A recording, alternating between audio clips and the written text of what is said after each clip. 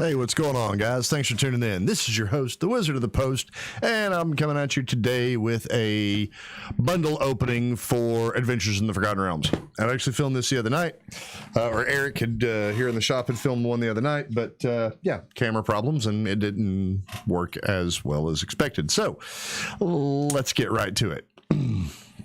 Just as a reminder, every new sub this pulls in, I will send that person a pre-release sleeve code. We had some left over that were donated back to the shop from different people, and so we're going to give those away. So let's get started. As typical, why this box, Wizards? Why this box? This is what I want to know. I want to know why this box. It doesn't really hold anything. You can't turn cards in it sideways. One second. You can't put cards in it sideways. See? You can't stand them up. They slide back and forth, and the lid would crush them. You can just chuck them in here, but then they rattle around. I don't understand this box. Please, someone explain this box to me. Someone explain this box to me. What's in the box? But anyway, let's dive on. And this is one of the nifty Forgotten Realms lands. So, now that we're past the terrible lighting, we have the insert. Embark on a new quest. Adventures in the Forgotten Realms. Xanathar 10, Silgar 0. Hilarious. Hilarious. Why is... I guess it's not square, so I suppose that's the why. But still. Nice blue dragon fight. And just Xanathar looking bulbous and happy as always, and Silgar just being awesome. So there you go. So there's that. Now, let's crack open the inside of this as best we can without bending it. There we go. No, it's going to get bent. Oh, it's getting bent all to pieces. There we go.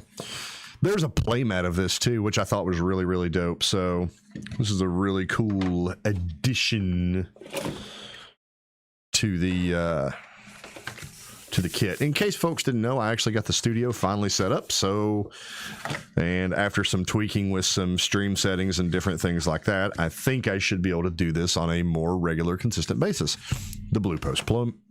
The typical Blue Post playmat. First thing we notice is some really large dungeons.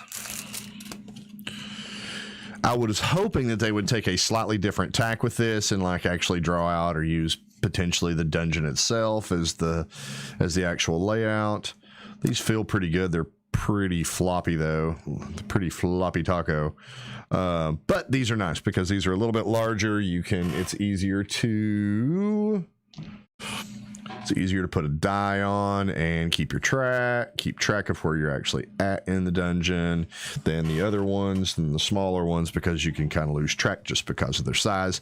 Hopefully these will hang around. I saw that someone finally had success in making a venture into the dungeon deck, and was getting some pretty significant results with it, which I thought was really cool. I don't know if it was a standard 2022 deck or if it was just a regular standard deck or what it was, but there it is. So we got the realm symbol on the side, nice dragon scaling there, AFR on the top, more dragon scaling, rainbow dragon scaling there on the sides.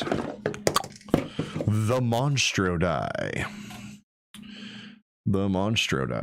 This is the regular D20. This is not a spin down D20.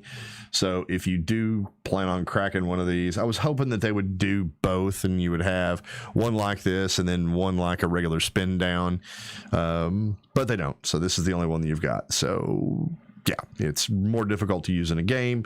It was kind of frustrating during pre-release to be able to grab those and just try to run with them because it just did not work very well at all. So we've got this typical how to play, because basically one of these is a draft in a box.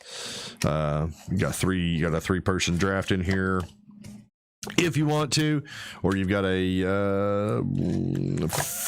2-player 5-pack sealed, I guess, to go with.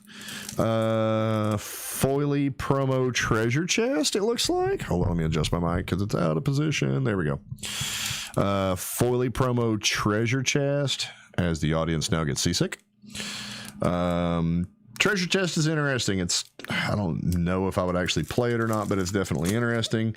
And I'm assuming there's foil lands, and then here's a pack of ye old Regularo lands. We've got those over here. So slide this up here and let's get to cracking.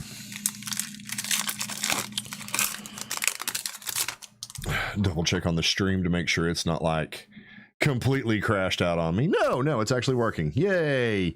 New computers help. New computers help. Thanks to Married Dragoon. Anybody that follows him on Twitch, twitch.tv/Married Dragoon. So there's a double D in the middle. Brazen Dwarf, Arcane Investigator, Minimus Containment, Precipitous Drop, Find the Path, Vampire Spawn, Pixie Guide, Arborea Pegasus. Check for traps. One thing that I've noticed is they've reused the characters in here, like this little halfer. It's being reused from the actual module that they released for this. So that's kind of interesting. Relax. I'm a professional. Not really much on the card. I mean, a target opponent reveals their hand. You choose a non-land card from it. Exile that card. If an instant card or a card with flashes exile this way, they lose 1 life. Otherwise, you lose 1 life. So knocks out a counter spell and they lose a life, I guess. But just the character itself is directly from the module that they released. It's one of the characters in there. So uncommons go down here. Power of Persuasion, Hilarious, Demogorgon's Clutches. Target opponent discards 2 cards, mills 2 cards, and loses 2 life for 3. It's not that great, but dang it, it's funny. It's funny, especially it's just Demogorgon, because everybody loves Demogorgon. Dungeon of Descent, the old school first edition cover cards. These are really cool. I love these, especially I cut my teeth on first edition. Yeah, I'm that old. Back in the early 90s, second edition had already released, but the DM that I was with still primarily played first edition. So we added in some second edition elements, second edition spells, second edition mechanics to kind of keep the game in a little bit of line, but for the most part, we played first edition, so it was pretty cool. So Dungeon of Descent's our first one, Direwolf Prowler, and then a dope text land. Seeking to learn why the ancestors have fallen silent, you have made your way to their ancient cairns. One of the things to notice about these is on all these lands, this is actually just an adventure hook. So if you're a DM and you're looking for some interesting adventure hooks, all of these lands have an adventure hook of some kind on them. So I thought that was kind of neat. Atropal token with Tomb of Annihilation. I don't know what the idea was on putting this token on that, because you flip it over, and then if you have to flip it over when you get it, and then if you have to venture again, I don't know. Not a fan of that one, but it's just like this one on the Goblin token. You can create a this is the one that even creates the Goblin, creates a black skeleton. So yeah, go figure on that one. So let's flip over here. Bar the Gate. Paladin Shield. One thing, if you're playing if you're playing AFR in draft, if you're playing it in sealed, if you're playing it in whatever, white equipment is absolutely brutal. I don't think I lost in a single match playing white equipment. Actually, I take that back. I lost one match, one individual match. The rest of the time, it was pretty much Oh, Run the Wreckage. Rhyme Shield Frost Giant. Love the old school art from the DM's guide. With just a little splash of color to it. Love those cards. A lot of people are not interested in them. They say they look terrible, but I dig them. Mimic, interesting card on Mimic. Add 1 mana of any color, which is the treasure that you would find, or it becomes a shapeshifter artifact creature with base power and toughness 3/3 until end of turn. Gives you some, I don't know. It's if you've got some recursion, definitely might want to look at it for commander, especially in an artifacts deck like Durati or Sahili, where you have a little bit of recursion. He could probably be pretty good. But other than that, I just don't see him. Intrepid Outlander, Split the Party, Eccentric Apprentice, Orb of the Dragonkind. 1 and tap, add 2 mana in any combination of colors. Spend this to cast only dragon spells or activate dragon abilities. Red and sacrifice orb. Look at the top 7 cards of your library. You may reveal a dragon card from among them and put it into your hand. Put the rest on the bottom of your library in a different order. I would have preferred that to just been a flat out search your library for a dragon card, put it in your hand. It should have been a red dragon tutor. I think that would have been a good. I don't think that would have been broken. Yeah, maybe because it's an artifact, that's why they didn't do it. Den of the Bugbear, cool. Foil land. If you control 2 or more other lands, Den of the Bugbear enters the battlefield untapped. It's 2 or more flat other lands, doesn't matter what it is. Tap, add a red, 3 and a red until end of turn. Den of the Bugbear becomes a 3/2 red goblin creature with, whenever this creature attacks, create a 1/1 red goblin creature token that's tapped and attacking. It's still a land. Not a bad ability overall. Again, I don't know how much play it'll see in standard, but I think it's a decent card. I think it's a decent card. All right. Scion of Stygia, Zombie Ogre, Potion of Healing, again another white artifact. Again, keep an eye out for them because they are awesome in limited. Earth Cult, Shortcut Seeker. You come to the Null Camp. Devour Intellect. And again, Nadar, if I'm not mistaken, Nadar is one of the characters in the module. I'll go grab it here in a second and we'll take a look. Also, if you're watching this, your local game shop will have those modules available for you to pick up if you're interested. Wizard class, no max hand size. When this class becomes level 2, draw 2 cards. Whenever you draw a card, put a +1/+1 counter on target creature you control. So if you can get it leveled up, that last one's 5 mana, so I don't know, but it can be good. Loathsome Troll, it's definitely good in a sealed format. Any of the classes are generally good if they're in your color in a sealed format. Loathsome Troll. Old Gnawbone, legendary creature dragon. Oops. The ancient green dragon. Clogiliamatar is often seen with a mangled corpse dangling from her mouth.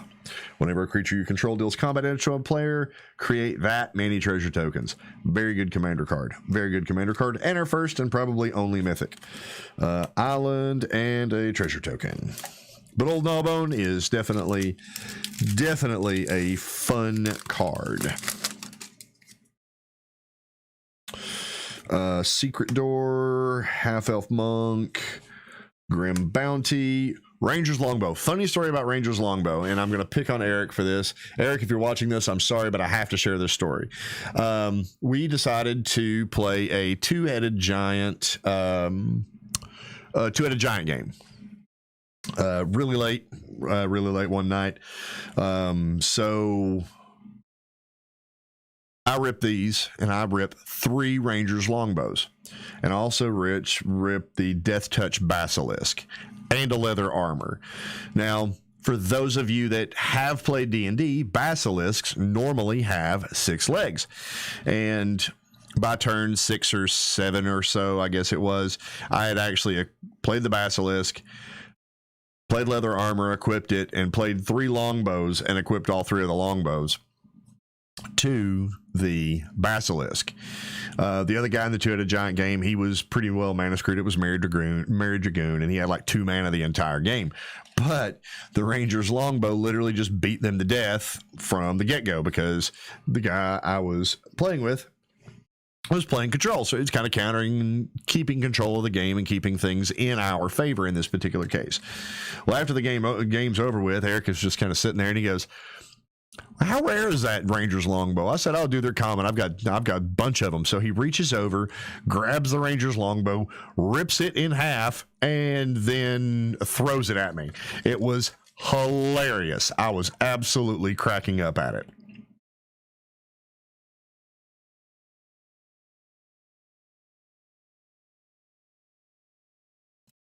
All right, so that's the story of Ranger's longbow. I actually fell on the floor. I was laughing so hard at it. It was completely hilarious. But again, it goes to show you how powerful these can be in a sealed and limited format. It's 2/1, persistent, has reach. On a Death Touch Basilisk, it turns into something halfway decent. Unexpected Windfall, great card. Discard a card, draw 2 cards, create 2 treasure tokens for 4 mana. It ramps you out in red, and it gets you card draw, and you get rid of something that you don't actually, or 2 somethings that you don't actually need. Mordenkainen's Polymorph, very nice surprise, especially in limited. Not sure how much it'll see in standard.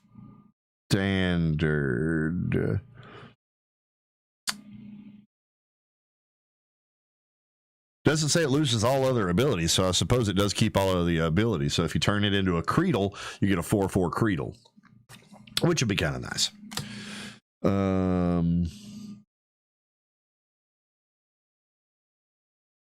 Or maybe it doesn't. I actually haven't played with that one, so I'm not sure, because it says becomes, and I know that has a different connotation to it.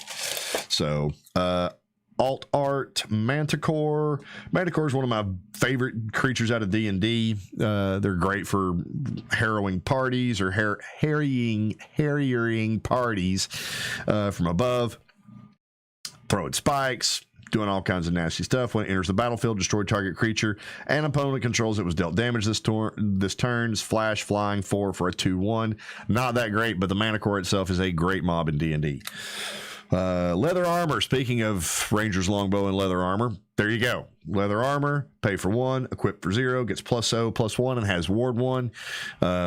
Actually, that ward 1 is what kept the goon from being able to kill it, I think, at one point, because he didn't have the extra mana to spend to kill it. So there you go. Goblin Javelineer. Barbarian class. If you would roll 1 or more dice instead, roll that many dice +1 and ignore the lowest roll. Pretty dope out of the gate, especially if you're in a roll dice mechanic deck. Whenever you roll 1 or more dice, target creature you control gets +2/+0 and gains menace until end of turn. Pretty inexpensive, pretty nice mechanic.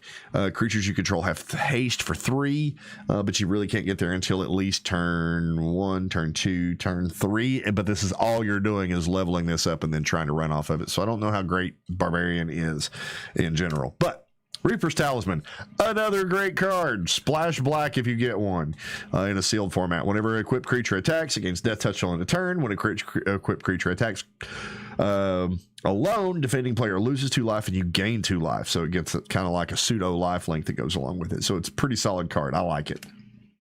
Dungeon map, 1 and tap, or tap for a colorless, and then 3 and tap, venture into the dungeon, activate only as a sorcery. Pretty solid there. Oh, well, second mythic, the deck of many things. 2 and tap, roll a d20 and subtract the number of cards in your hand. If the result is 0 or less, discard your hand. 1, return a card at random from your graveyard to your hand. 10 to 19, draw 2 cards. 20, put a creature card from any graveyard under the battlefield under your control. When that creature dies, its owner loses the game.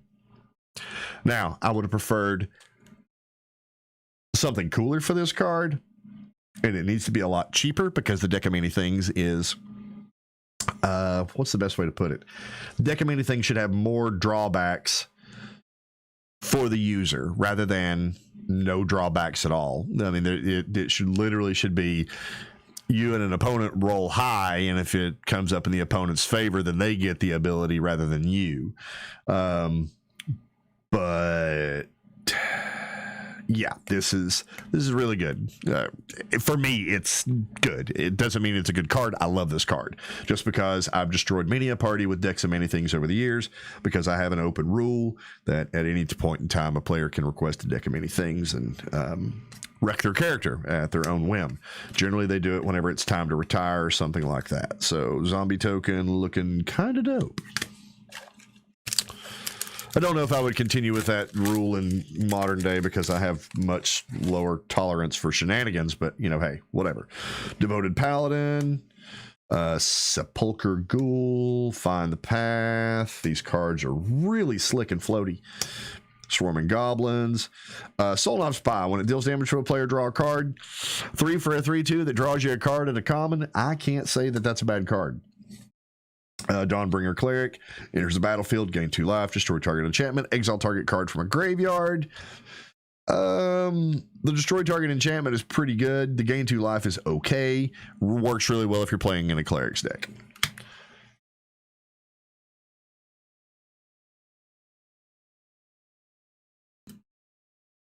You come to the Knoll camp again. Another Mimic.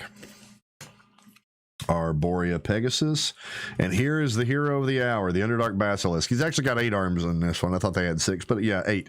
So at least it gives him, if he's wielding a bow in each set of his arms, he still's got 2 to stand on. He's still got 2 to stand on, you know, so him wielding 3 bows is perfectly acceptable. So I'm going to make a bow-wielding Basilisk that is intelligent for a Ranger pet at some point for an NPC in my game and just use it because it's hilarious.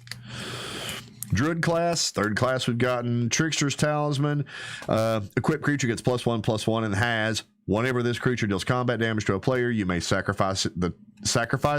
If you do, create a token that's a copy of this creature, which is solid, especially for 1 mana. You put it out early, you move it around, you have it in different places, and then whenever you get like your big threat, you make a copy, you just move it over, make a copy, that sort of thing. So power word kill, destroy target non-angel, non-demon, non-devil, non-dragon creature. Yeah, that works.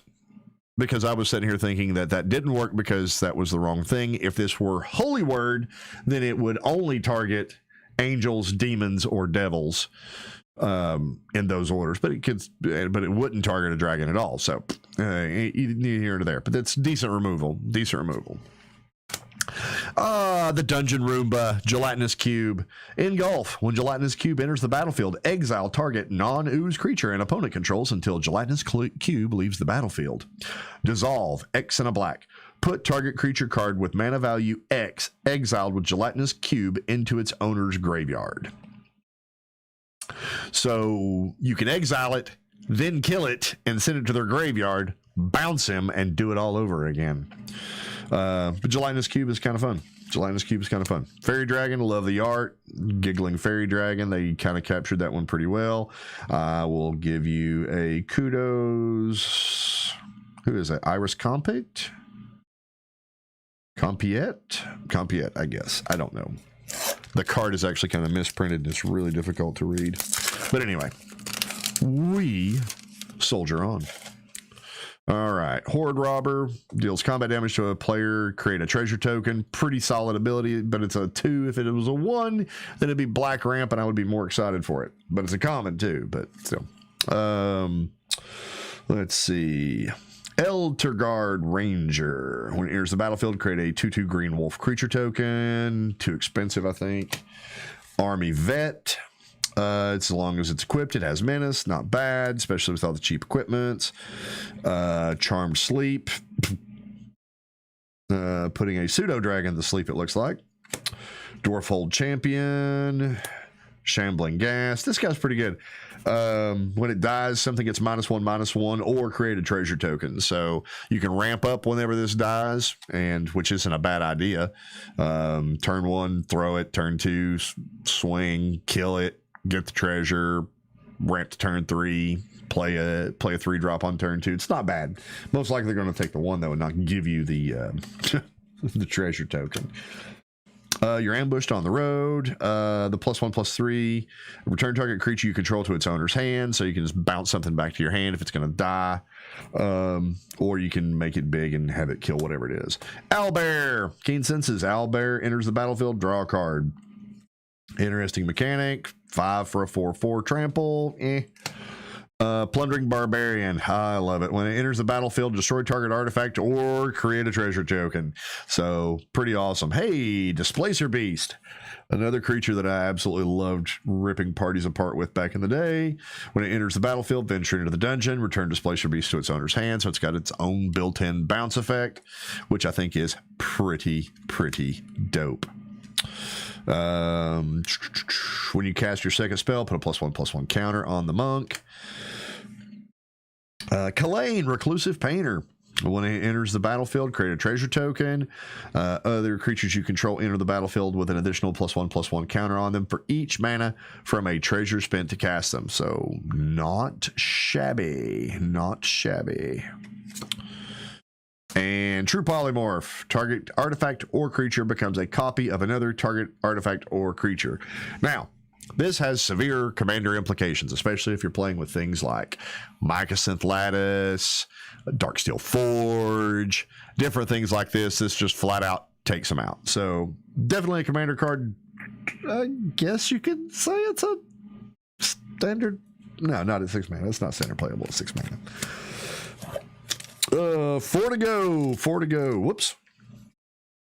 4 to go. Yuan-Ti Fangblade, one I pulled a minute ago. When it deals combat damage to a player, venture into the dungeon. That's pretty solid, especially with Death Touch, because they're going to let him go through. And he's a 2/2, so they're going to feel bad using removal on him. So you're going to get to venture a lot.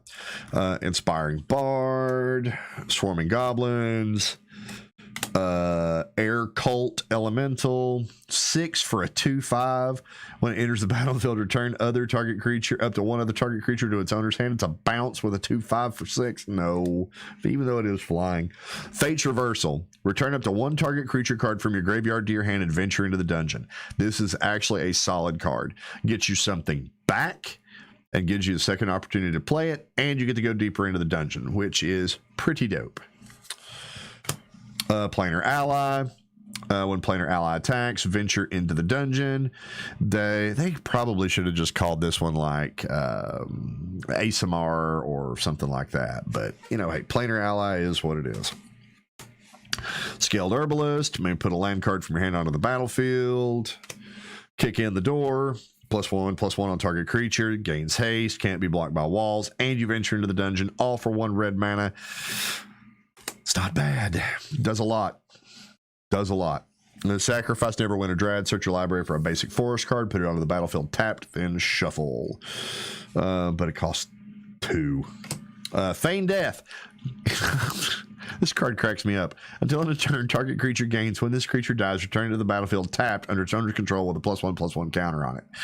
I love it. It's just hilarious. It's like pre-res a character and bring it back with a +1/+1. I also played EverQuest for years, so Feign Death is FD pulling, if y'all have played, was a thing. So you come to a river, you find some prisoners, choose your weapon.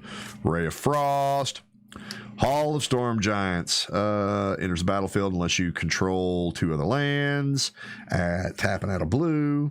5 and a blue until end of turn. Hall of Storm Giants becomes a 7/7 blue giant creature with Ward 3. It's still a land. Plains and Fandelver and a skeleton. 3 to go. Fun box with 2 mythics, but nothing to write home about. Price of Loyalty, Shocking Grass, Priest, Deadly Dispute, Baleful Beholder.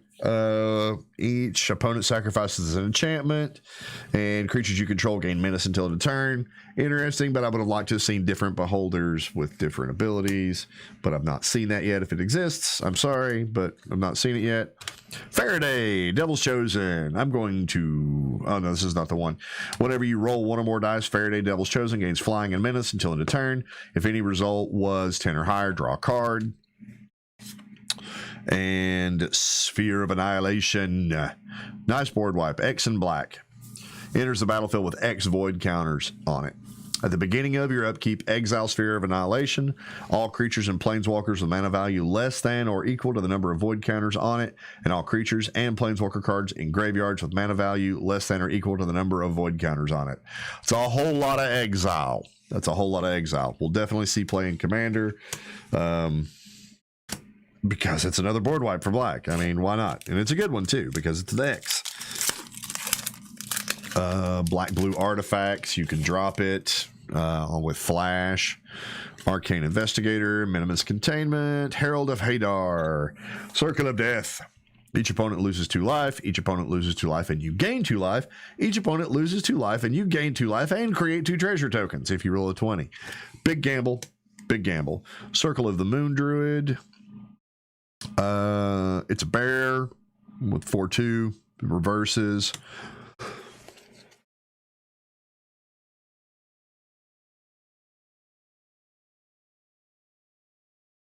I apologize. I have to keep muting the audio. I'm fighting bronchitis, so I'm about half dead.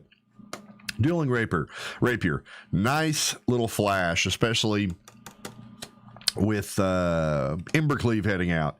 Attach it to a creature you control. Equip creature gets +2/+0. It's equipped 4, but if you're doing it as a combat trick on turn 2, you can get in a nice little hit with it. Another Owlbear, but this is the alternate art one. Direwolf Prowler, make it a 4/4. Let's see, Evolving Wilds.